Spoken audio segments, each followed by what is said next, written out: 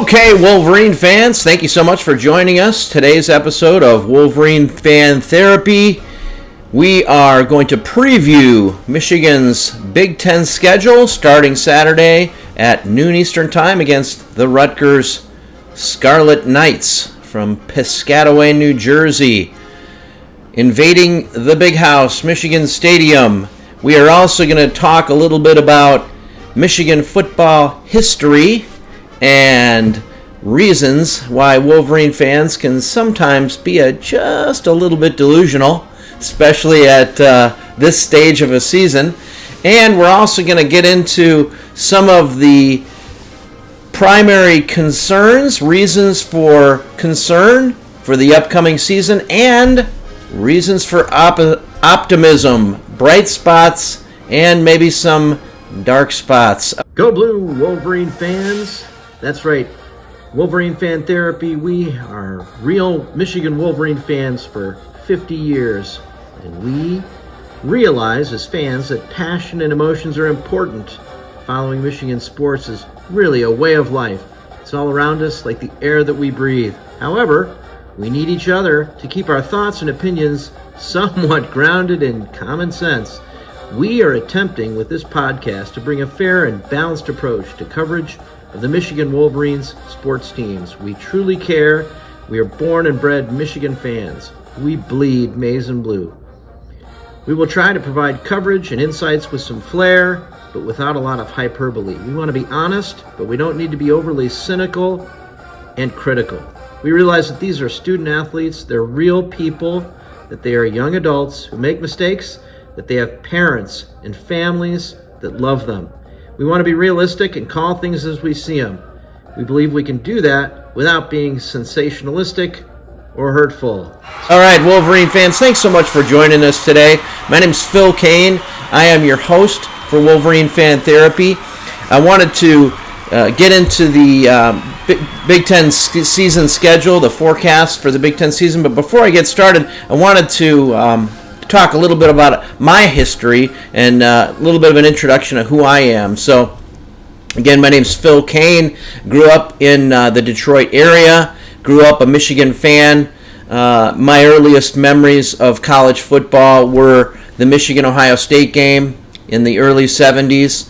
One of my most common questions that I get for the past 5 to 8 years, and probably one of my least favorite questions, is what do you think about Harbaugh? Or do you like Jim Harbaugh? That's probably the way the question is most commonly phrased. Do you like Jim Harbaugh? And the answer that I have come accustomed to give is, well, without giving you too much history, I grew up in the Detroit area in the 70s where Bo Schembechler was basically the voice of God if you lived in Michigan in the 1970s. And if you were a Michigan fan, I mean, he was really, I would say, almost higher than the Pope for the Catholic faith, really almost godlike. And Jack Harbaugh was on the staff there. I remember when Jim Harbaugh was being recruited as a junior high school student. One of my earliest games that I can remember becoming emotionally invested in as a teenager was in 1984 when Jim Harbaugh and Michigan opened with the season at home against number 1 Miami, the Miami Hurricanes led by Jimmy Johnson, and they won the game.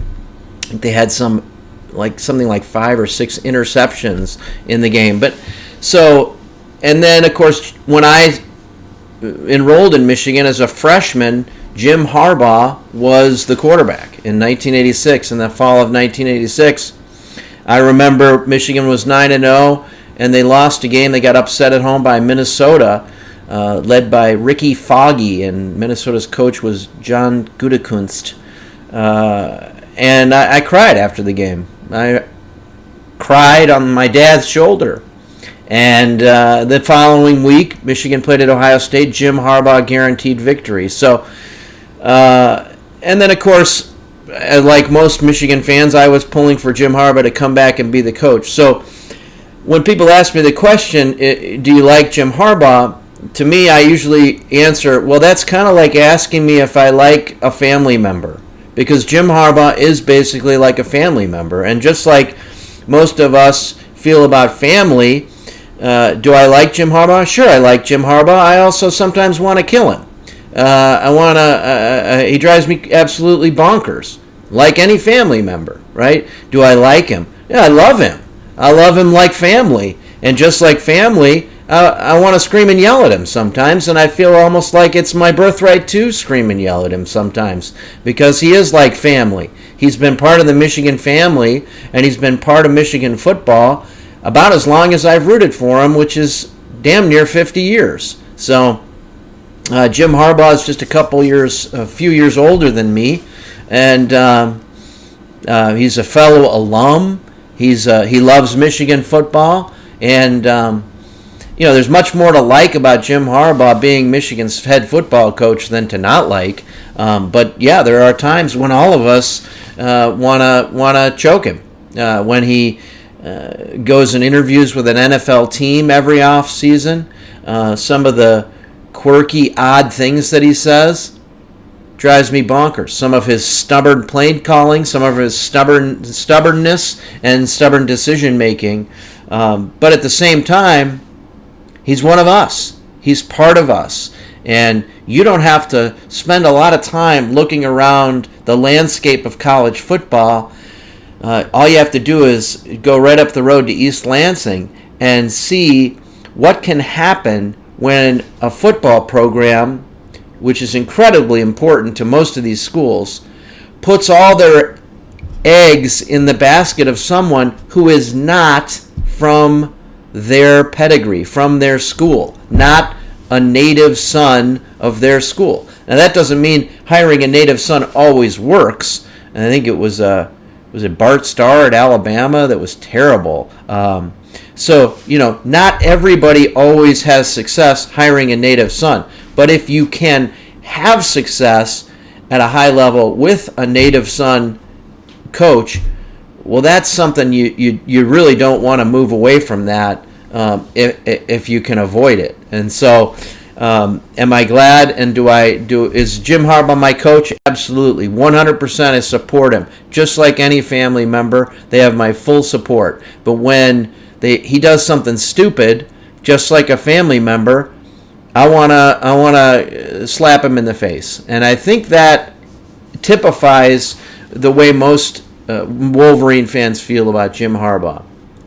So in a moment of passion, they can think that it's time to fire Jim Harbaugh. But I think most of us come back from that cliff of insanity to embrace the fact that we're pretty lucky to have someone that we know without a doubt loves Michigan football. And it's in his DNA, it's in his bones. Even when he goes and interviews with the Minnesota Vikings or the Denver Broncos or whatever he chooses to do. Okay, Wolverine fans, here is our preview of the Big Ten season and Michigan's Big Ten opener against Rutgers. First, our take on the Big Ten. We really see separation with the three best teams in the Big Ten and then the rest of the conference. So Ohio State, Penn State, and Michigan are clearly a notch above the rest of the teams in the conference. That is no slight against everyone else: Wisconsin, Iowa, Minnesota, Maryland, Rutgers, Michigan State, on, Purdue. There's some decent teams, okay? But when you look at the rosters of Ohio State, Penn State, and Michigan, those teams have NFL-level talent at a lot of key positions, okay?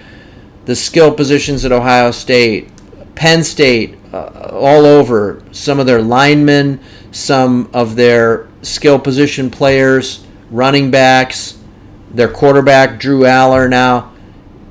Look, there's some guys there's some real dudes that are going to play in the NFL. And, of course, Michigan. I mean, Harbaugh's talked about how, they might set a record with the number of players drafted next year. So when you see it when you see these teams in person, you see them play, you see this, okay? those three teams, one of those three teams is going to win the Big Ten Conference. It's like a 99% chance. One of those three teams, Penn State, Michigan, or Ohio State, is going to win the Big Ten Conference. And the question is really just which one of those teams is going to gel and find itself the fastest and be able to run the table and beat those other two teams.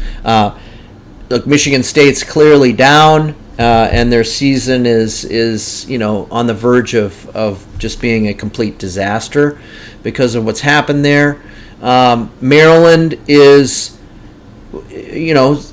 it's kind of what we've seen from Maryland in the past. Like they've got some real potential there, and they've got some really good offensive skill players, but they likely do not have the depth to stand up over a long season. And as the season goes on and all teams sustain injuries, we think you're going to see Maryland fade and be more of like a 7-5 team. The same's probably true with Rutgers. I think, again, if you look at Rutgers websites and their fan pages, they're really trying to make sure they make a bowl game. That's really their goal, is to make sure they win 6 or 7 games and get to a decent, as good of a bowl game as they can.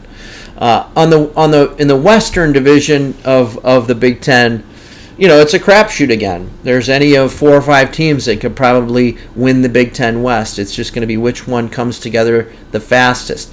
It definitely looks like Illinois is down. They've definitely taken a few steps back from what was a really good team last year and had some NFL draft picks.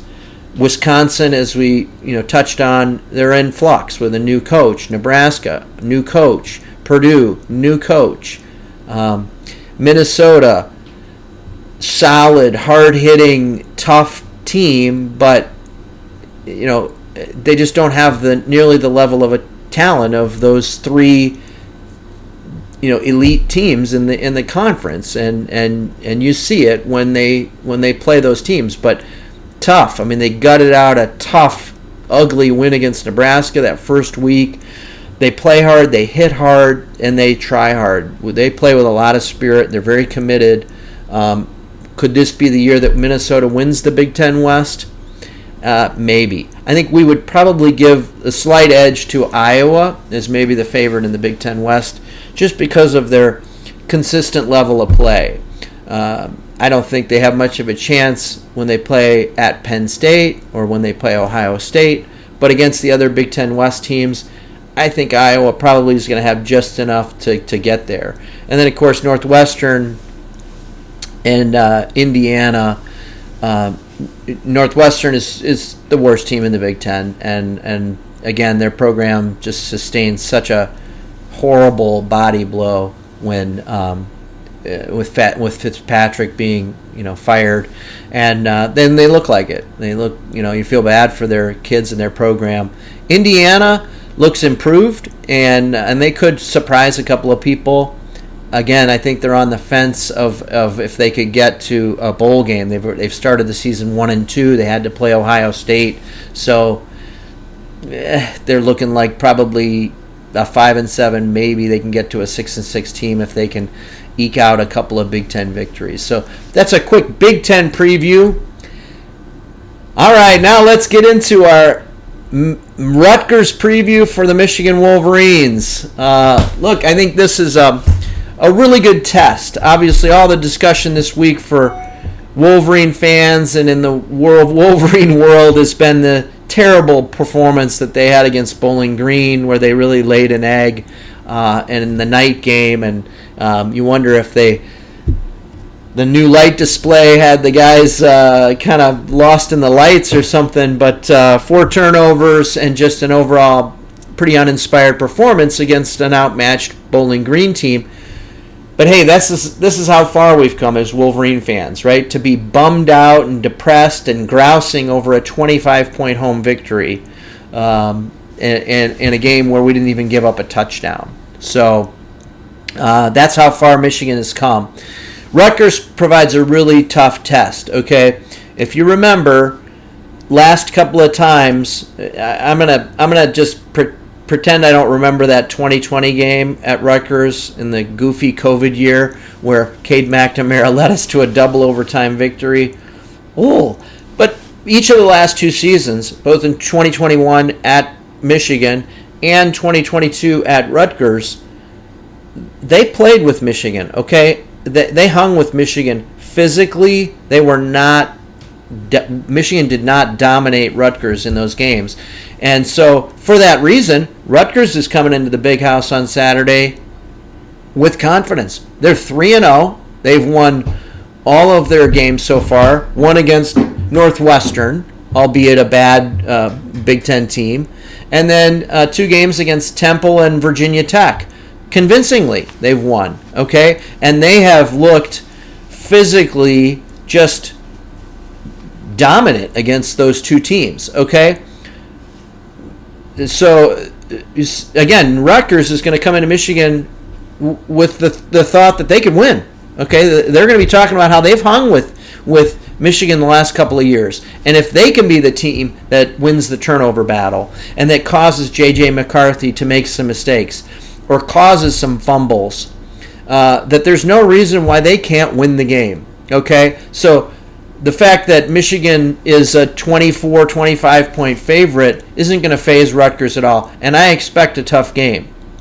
So now when you get down strategically to the game, what do we expect to happen? Well, if you remember, Rutgers quarterback Gavin Wimsatt played last year against Michigan, and it was when Michigan started to get pressure on him and force him to throw. Michigan's game plan is going to be pretty simple, to try to stop the run. Rutgers is a run-first team, and to try to put a lot of pressure on Gavin Wimsatt and force him to beat them, and force him into making mistakes, which is exactly what happened last year. The game was, I think, basically tied at halftime, and then Gavin Wimsatt threw 2 pick sixes to Mike Barrett in the second half, and that's when Michigan was able to pull away and win pretty convincingly, like 45-17 or 52-17 or something like that. But it was really, the key was putting pressure. Gavin Wimsatt is a big athletic kid. He can run, and he can run effectively, and he's a lot better at his decision making of when to throw and when to run. Rutgers has a solid running back in Kyle Monangai. He's actually leading the Big Ten in running, and he scored 3 touchdowns against Virginia Tech. He's got 350 yards rushing in 3 games.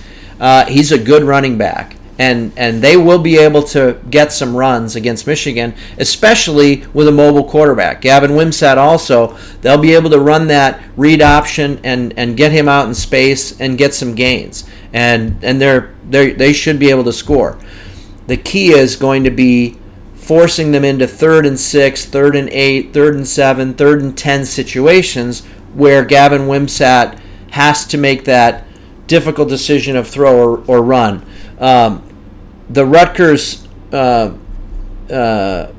receivers they have some decent wide receivers. Isaiah Washington and Jaquay Jackson are pretty good, but there's not a lot of depth there, and there's a real question of if Gavin Wimsatt can throw or hit those wide receivers downfield. The fact is, he really hasn't even had to try very many deep balls so far in 2023 against the 3 opponents they've played. So could he surprise us and have some accurate downfield passing? Sure. Anything's possible in a football game. And if he's able to do that, well, then this is going to be a really tough game.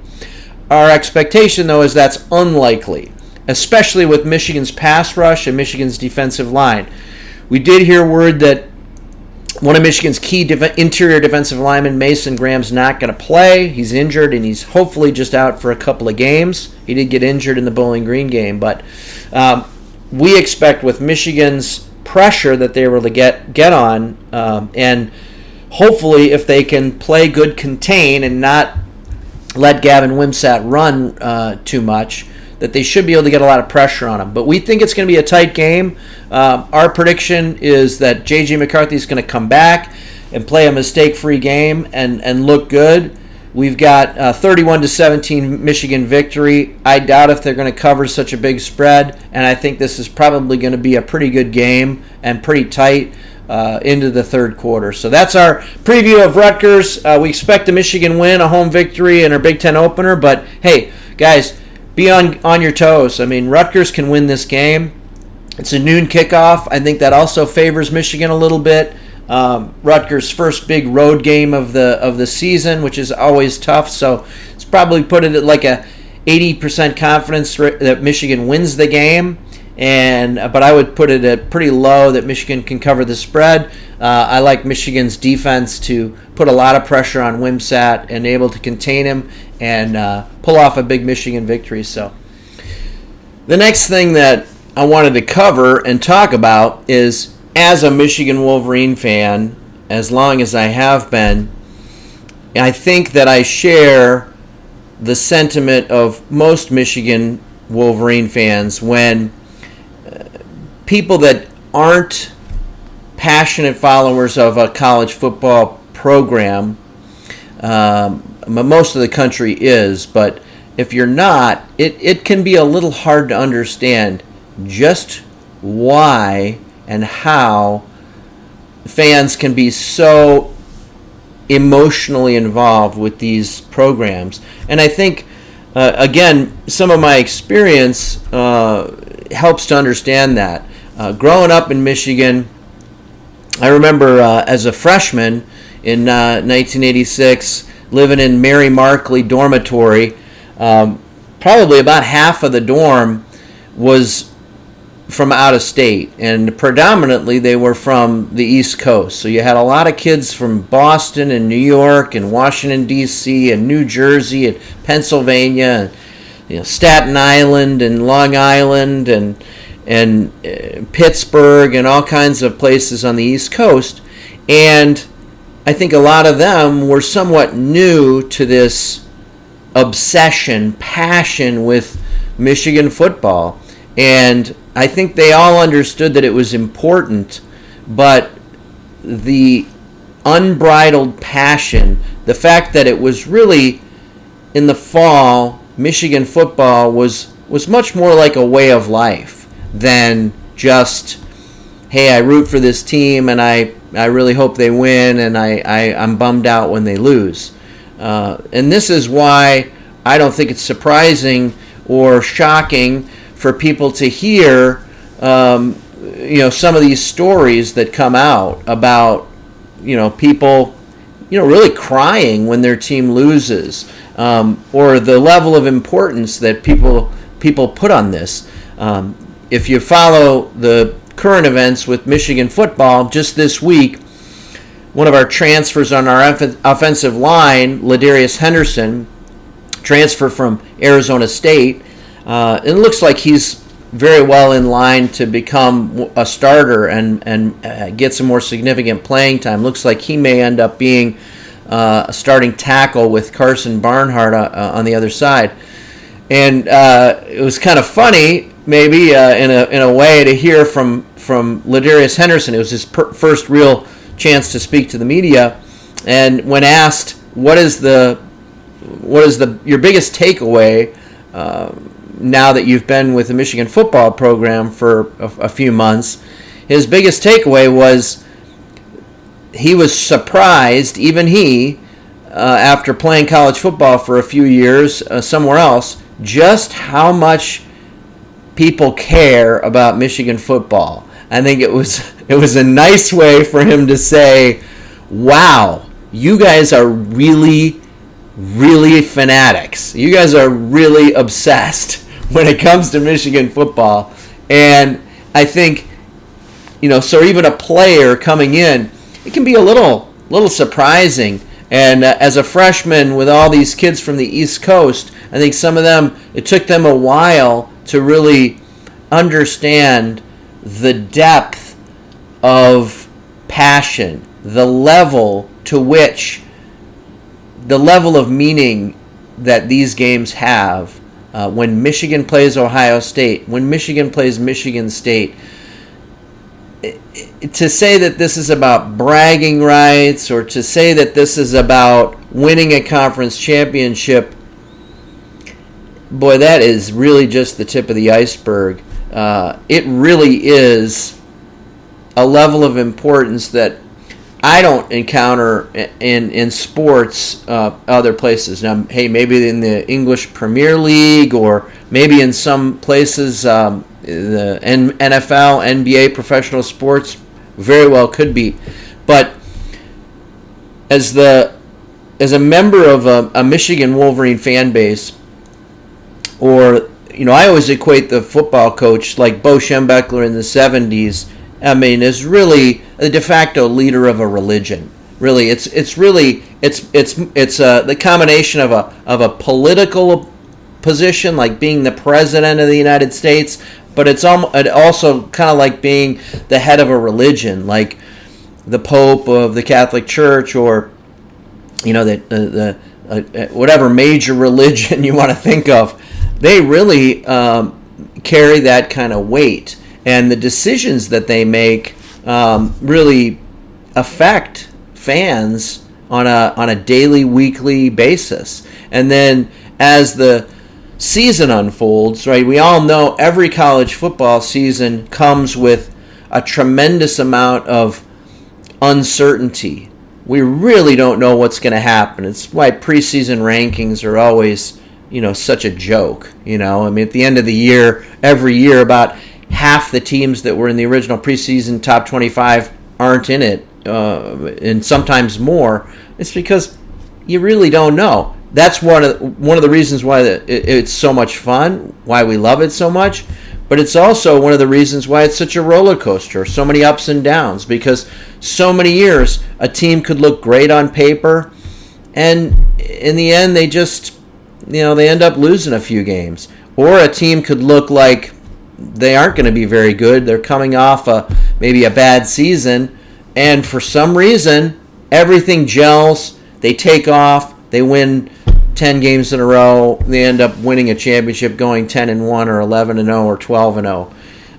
And that's part of the reason why we love it, but it's also part of the reason why there's so many emotions, because there are always upsets. There are always unpredictable things. And then, of course, there's always so many factors that are out of the control of everybody. Coaches, fans, players, everything. There's injuries. Key injuries happen every season to every team. Weather.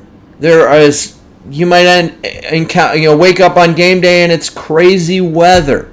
The other teams can have the same thing. They could have key injuries. A team that looks like, oh wow, it's going to be so tough when we play them in September. By the time you get to the game that you're facing them in November, 3 of their key players are injured and out, and all of a sudden it's an easy game. And then the reverse can happen. The converse can happen too. So all these things factor into why every season is an emotional roller coaster thrill ride for fans, and why I thought that having some therapy for those fans would be a good idea. That's why the reason for Wolverine Fan Therapy, that's why we call this show Wolverine Therapy, is that we are all in this together and we need each other to enjoy and to go through each college football season. And then also to remember why are college football fans so obsessed with the history? Because so much of the history of our favorite college football team and college football overall is a history of ourselves, of my own life. Some of my most cherished memories as a child are sitting in front of the TV with my brother and my dad, watching Michigan take on Ohio State. The day of the game, being nervous before the game. And then, as I got older, going to the game, going to the tailgate parties. Where did I tailgate? Who were we with? Away games, getting a chance to go to Los Angeles or Phoenix or Orlando, Florida, or State College, Pennsylvania, to see to see my favorite team take on these other teams, to be able to say I was there to see players like Desmond Howard and Tom Brady, and opposing players like LeVar Arrington and Junior Seau or Ryan Leaf. I mean, now I'm getting old, and so young kids will, kind of be surprised when I say, like, well, yeah, I've seen Michigan play Notre Dame like 11 or 12 times. And then, like, you mean on TV? No, in person.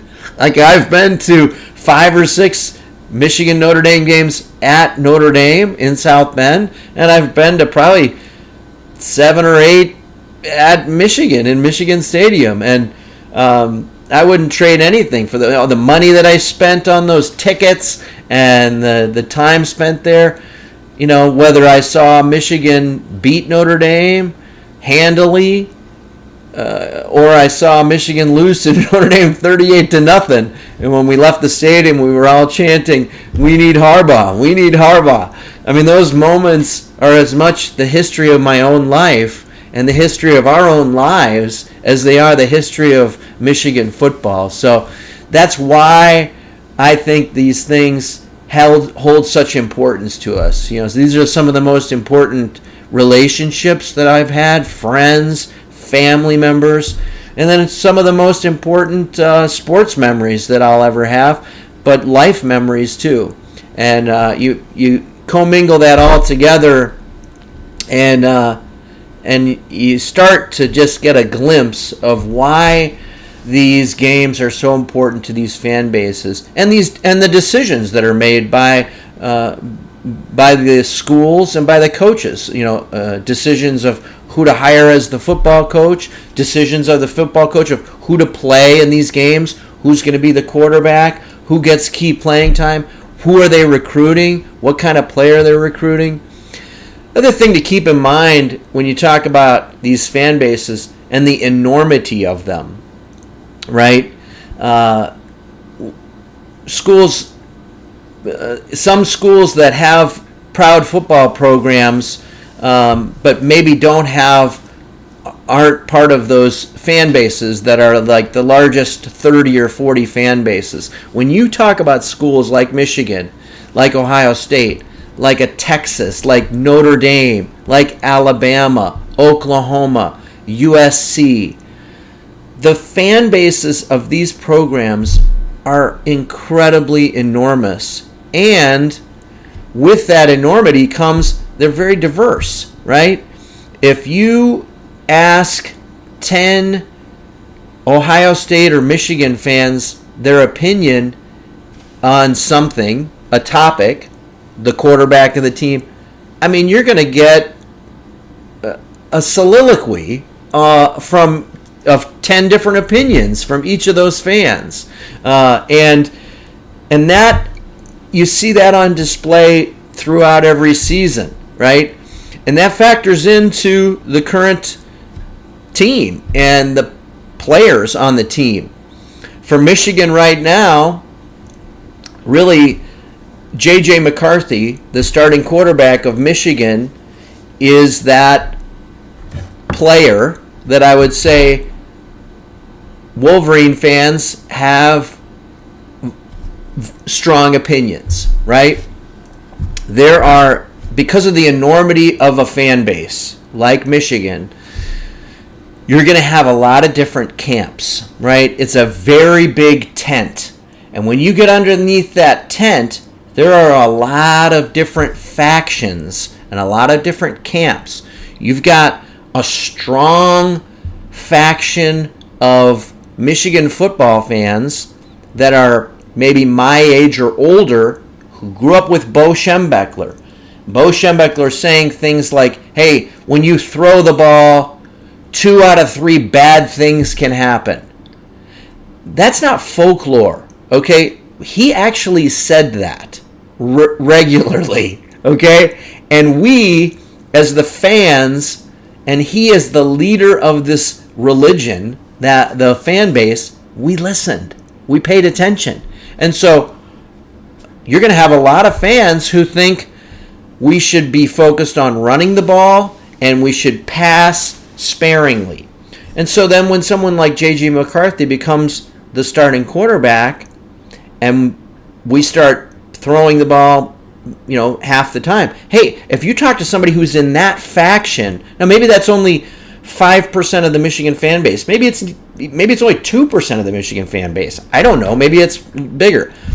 I'm not in that camp.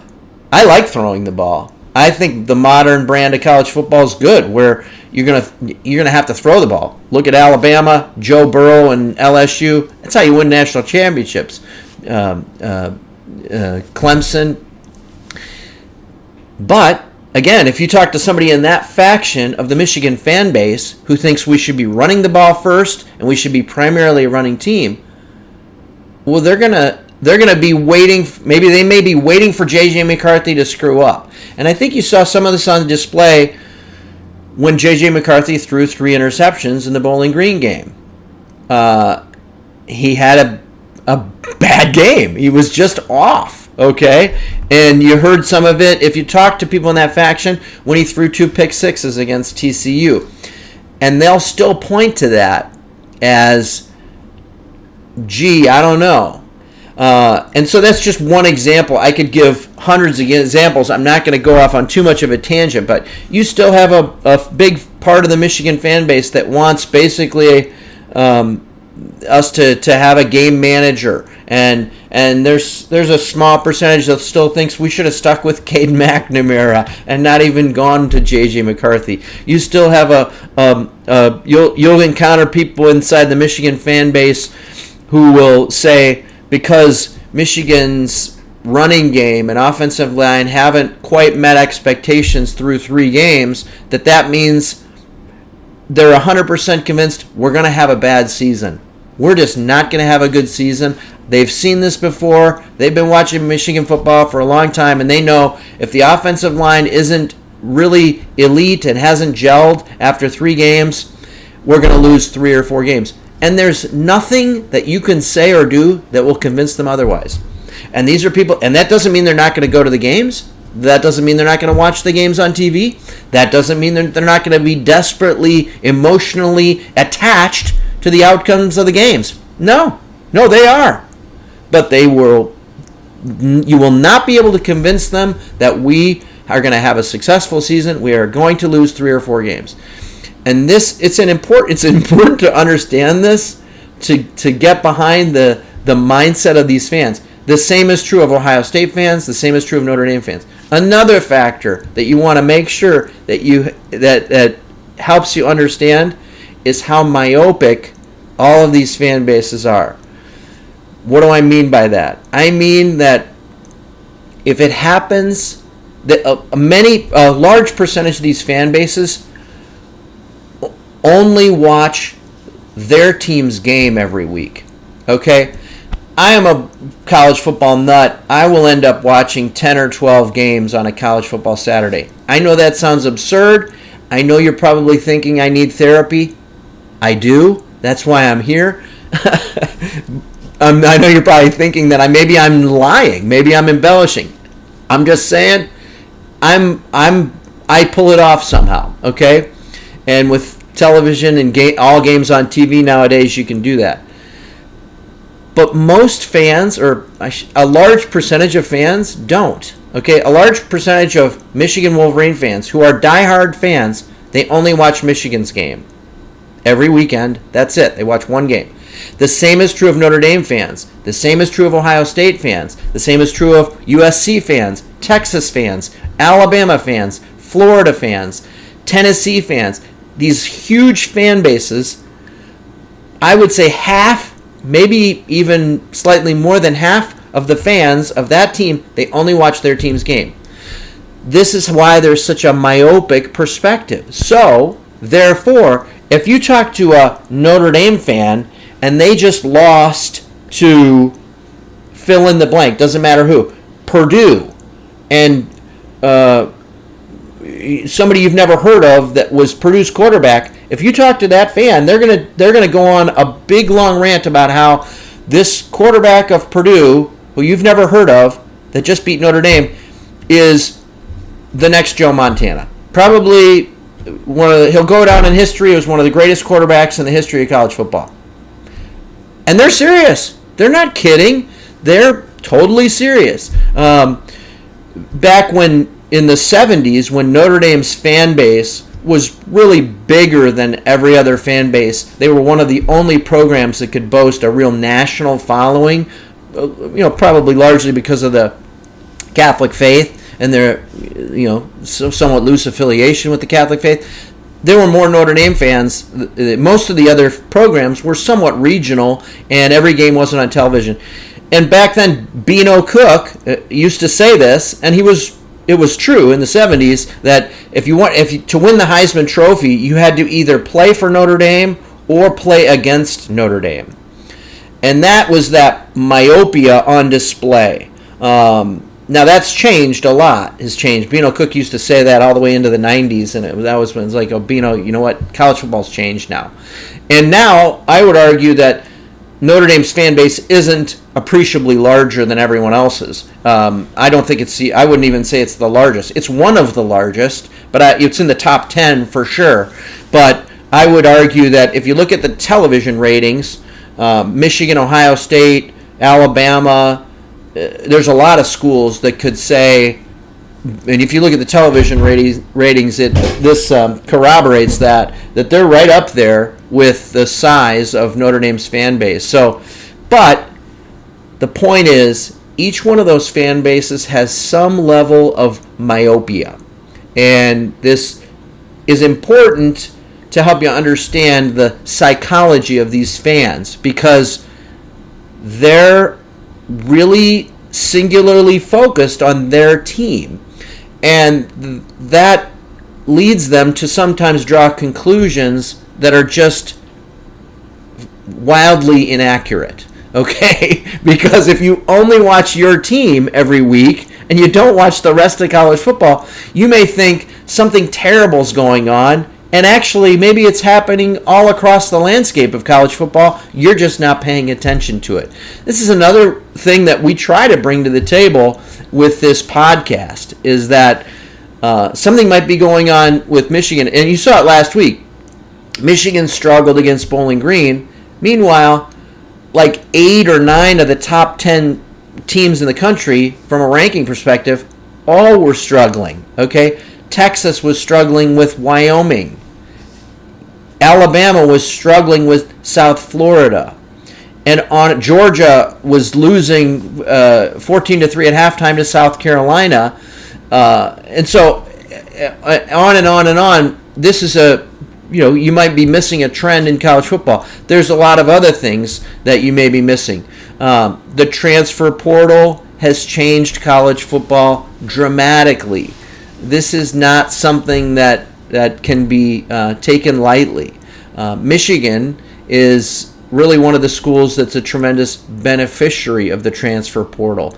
It really, so far, without a doubt, has been beneficial for certain programs and detrimental to others. And really what it's doing is the rich are getting richer, and the ones that are just at the level below that are trying to get up to that upper echelon, it's making it even harder for them. A perfect example is Ernest Hausman, who came to Michigan from Nebraska. Nebraska, a once proud program that's trying to get back up to that upper echelon. This kid comes in and plays lights out as a freshman for Nebraska. After the season, he transfers to Michigan, fills a bit of a gap. He's now starting for Michigan and elevates Michigan's linebacking core to now potentially the best in the Big Ten, and probably a top 10, if not better, linebacking core in the country, because he comes in and he's playing with 2 experienced players, Junior Colson and Mike Barrett.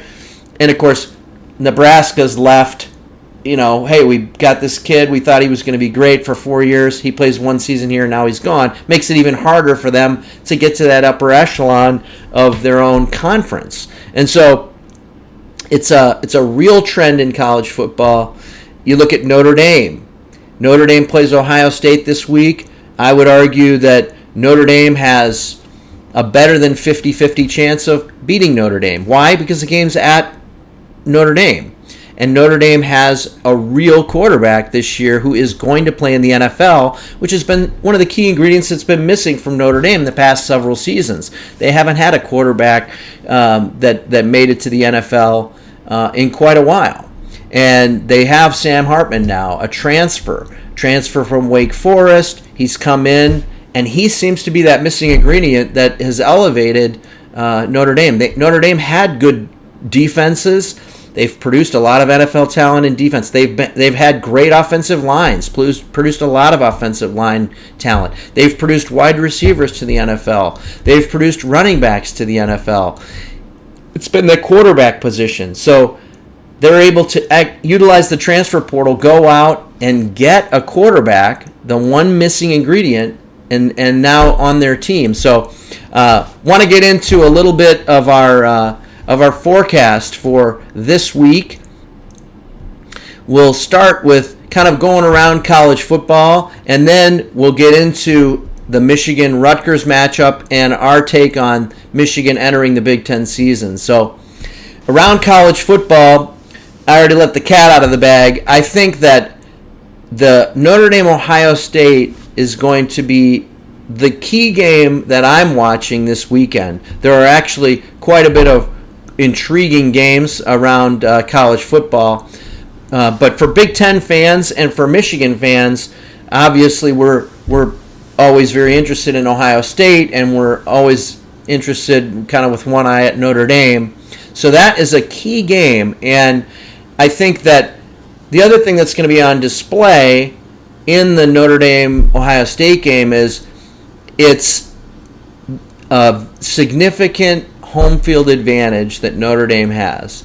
It is always huge in college football. And for years, people try to dissect that. Like, well, why is home field such a big deal in college football? It is for a lot of reasons. But I think primarily the best way for me to describe it and the best way that I can understand it is these are young people. Okay, the players on the teams generally are 18 to 21 years of age. Some end up either a little older, 23, 22, 23, but that's a very small minority of every team. Most of the teams, ever since freshmen became eligible in the 70s, you have key players on each team that are predominantly 18 to 21 years of age. Okay, the rules favor home teams dramatically. Simply just the size of the rosters. If you look at a Michigan home game, there are anywhere from 110 to 115 players in uniform for the home team. And then there's another, I really don't even know, 50 or more, seems like 100 staff members, okay? When you go on the road, not nearly that many people come. Okay, 74, 75 players travel.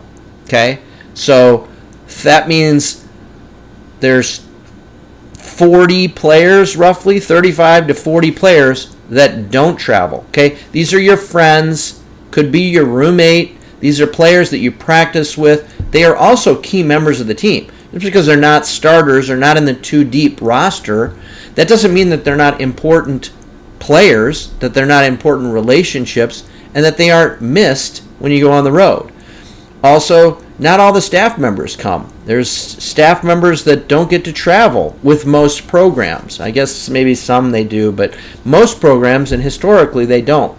And then so you factor that, combine those factors, the age of the players. A lot of these players, maybe they haven't traveled much in their life, right? I've been lucky to travel to most major cities in the United States and several other countries. I'm 54 years old. When I was 18, I hadn't been anywhere. I'd only been outside the state of Michigan a couple of times. And that's what you're dealing with these players, okay? So maybe the fact that their roommate's not at the game, their best friend, one of their key players on the team, it makes a difference among many other factors. But to me, that I think it's those combination of those things. There are specific home field advantage And you see that in the play. A lot of times a team plays its first road game. They generally get off to a rough start. When you see a program able to go on the road against a top 20 team and play well in the first half, that is impressive. That is a heck of a program. One of my least favorite stats that I'll see bandied about is when they put a team's road record against top 25 teams. They'll say this team over the last 10 years, their record against top 20 teams on the road is really bad. This is one of the dumbest statistics that you can see on any college football show. Why? Because everybody has a bad record. There's only usually one or two or three teams that can say over the last 10 years we have a winning record on the road against top 20 teams. Okay? Alabama was able to say that over the last 10, 12 years under Saban. Okay? They've also won a bunch of national championships and produced a bunch of Heisman Trophy winners too, in case you didn't notice. Almost every other team in the country has a losing record in road games against top 25 teams. Why? Because there's distinct home field advantage in college football. It's true of everybody. So, of course, the last several years we've heard, on and on and on about how Harbaugh has this, you'd see this statistic all the time. He's 2-10 record in road games against top 25 teams. You just shake your head because you go, okay, well, who is going to have a winning record in those games?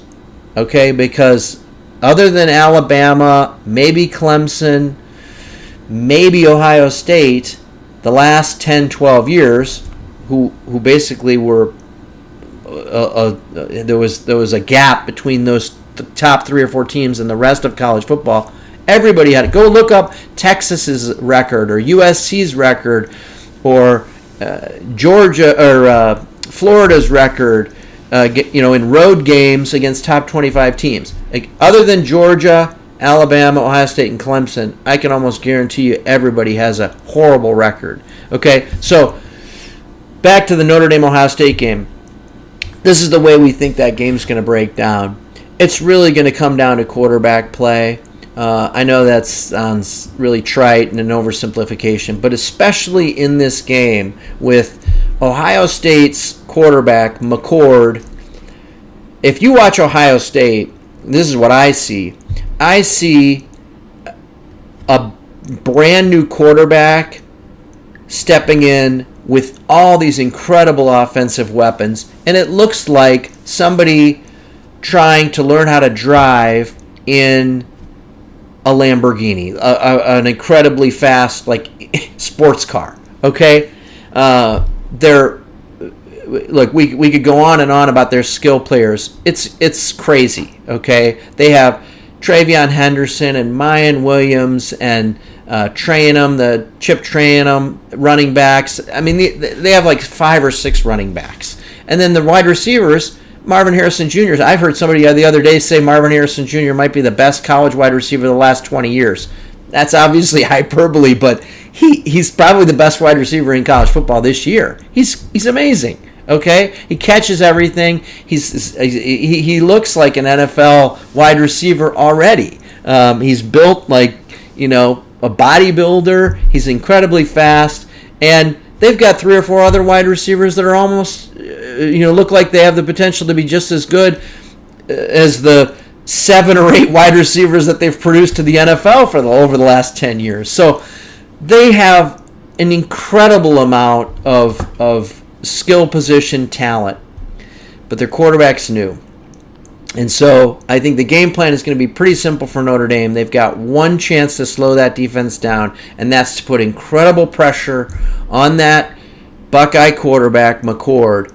I think they're going to be able to do it, and I think they're going to be able to put enough pressure on him. On the Notre Dame side, they've got much more experience at quarterback in Sam Hartman, experience in big games too, and experience with pressure. So same thing, Ohio State's going to try to dial up a lot of pressure, but again, Notre Dame's at home, and they've got a good running game as well and a good offensive line. So I give Notre Dame a slight advantage. I think it's going to be a great game and a lot of fun to watch. It could be a lot of back and forth and a really exciting game, but I give the home team a slight edge, which of course the dominoes effect of that after that game, boy, the hype train for Notre Dame could be at an all-time high if they can pull off that victory over Ohio State.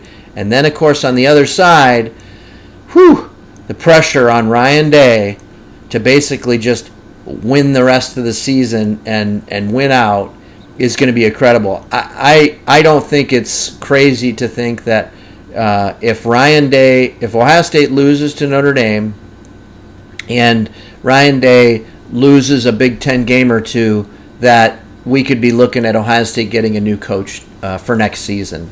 I don't think that's crazy at all. I think a majority of the Buckeye fan base would be pushing for that. They had so much success, and they are so used to just going undefeated, playing in the college football playoff, and as we've discussed many times, that oligopoly that existed over the past several years in college football is gone. And so there is much more parity this year than has been in place in the past. So looking around at other games, other key games for Michigan fans, the Iowa game at Penn State. Penn State is hosting Iowa. We really think this is going to be a coming out party for Penn State. And people are going to be on full display just how good Penn State is this year. Again, the game is at Penn State. It's a home game. Iowa's playing on the road. Iowa's offense, to me, really looks the same, even with Cade McNamara as quarterback and Eric All playing some tight end. It's the same Iowa team. It's the same Iowa offense. Penn State's favored by 15 in the game. I like Penn State to win pretty handily in that game. Obviously, one of the other biggest stories the last couple weeks in the Big Ten has been just the demise of Michigan State and this terrible story with Mel Tucker and what's going on, and now what looks like is going to be a long, drawn-out legal battle between the university and Mel Tucker over $77 million or whatever they still have to owe him.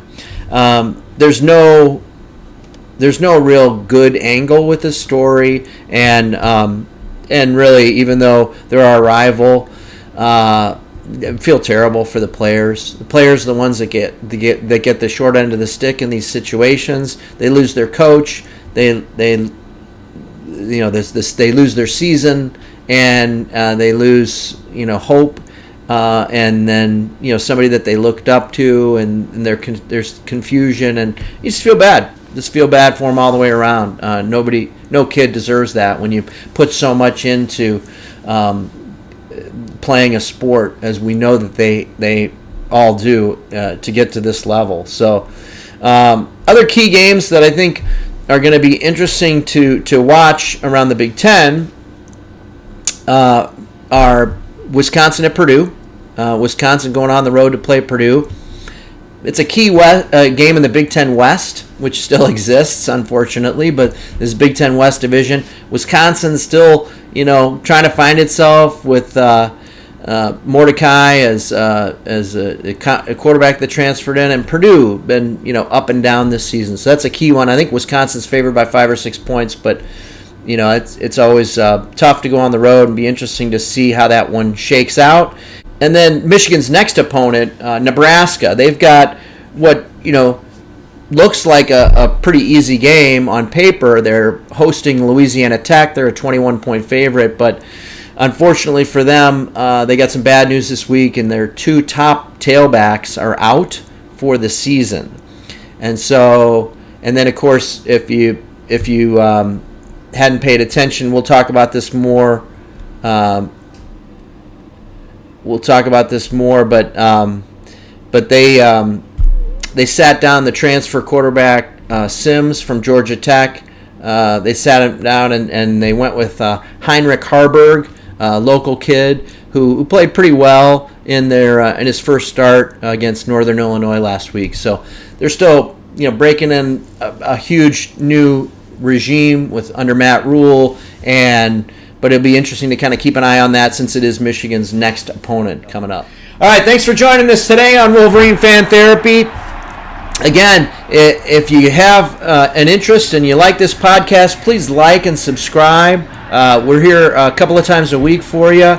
Wolverine fans, we are Wolverine fans. We love Michigan football. We love Michigan sports. And we have the same passion and drive for Michigan athletics, just trying to do it in a somewhat sensible way with a little bit of care and understanding for the history and for the fact that these are student athletes and they're human beings. And at the end of the day, they're also young people, and they're prone to making mistakes. So let's be fans, but